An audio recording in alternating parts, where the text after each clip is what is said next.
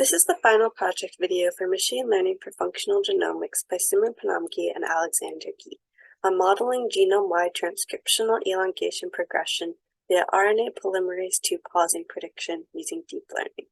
In our project, we set out to examine various ways to improve existing deep learning model architectures for predicting POL2 pausing from native elongating transcript sequencing. POL2 pausing is a gene regulation method found to be correlated with elongation rate, generally rate-limiting transcription and delaying entry rate. We can see a short summary of the process here, starting with transcription initiation, pausing as a function of the negative elongation factor, and progressing to productive elongation. Again, our project set out to better model POL2 pausing rates through deep learning. The deep learning model we studied was developed by Stanford researchers and is named PEPMAN, which stands for Polymerase II Elongation Pausing Modeling through an attention-based deep neural network. PEPMAN is meant to accurately predict POL2 pausing sites based on native elongating transcript sequencing, treating the problem as a classification one. It is assumed POL2 tendencies are decided by certain sequences around individual POL2 pausing sites. Its process is outlined through this diagram. First, it takes NetSeq and RNA-seq data of HeLa S3 and HEK29 3T cell line data as input, goes through the layers of the CNN, forms a one-hot encoded feature map, creates an attention matrix and vector, applies the vector to create an MLP network, and finally applies the sigmoid function to get the results.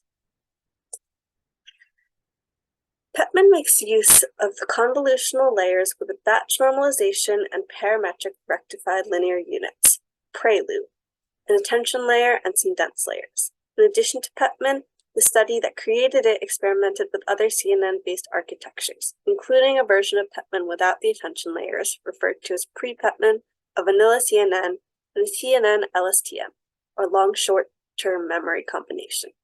We considered a basic CNN as the baseline performance and PEPMAN as the current best state-of-the-art POL2 pausing model. After examining PEPMAN's architecture, we found a couple clear avenues for potential improvement. In particular, we decided to re-examine the use of the attention layer, implement pooling layers, and vary the number of convolutional layers. As you can see, changes we made in this diagram. We used pre-PEPMAN and PEPMAN to confirm the results found in the original PEPMAN model, LENet as another baseline CNN, a CNN LSTM to confirm if the inclusion of an RNN piece would be beneficial, and variations of the previous architectures by including or removing pooling layers and tension layers and using PRELU as an activation function. All of our models were implemented using PyTorch. So as for our results, we first trained and tested pre-PEPMAN and PEPMAN on the subset of examples from the HeLa S3 cell line we described earlier, which includes the data from 9 transcription factors.